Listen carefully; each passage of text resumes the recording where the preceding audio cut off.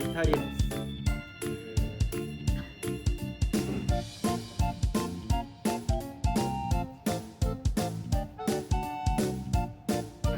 で、塗布を意識するポイントとしては、まずかまぼこ状に塗ること。結構みんなこのままこうやって塗るんですよ。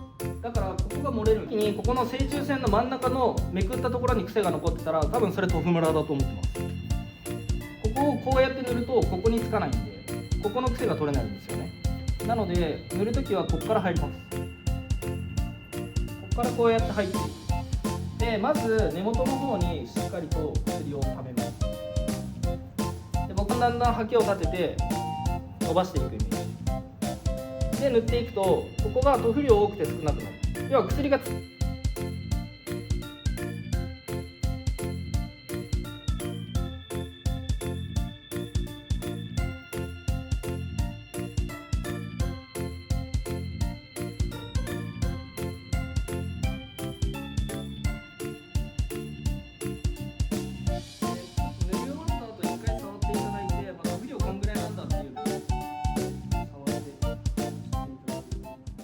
意外と結構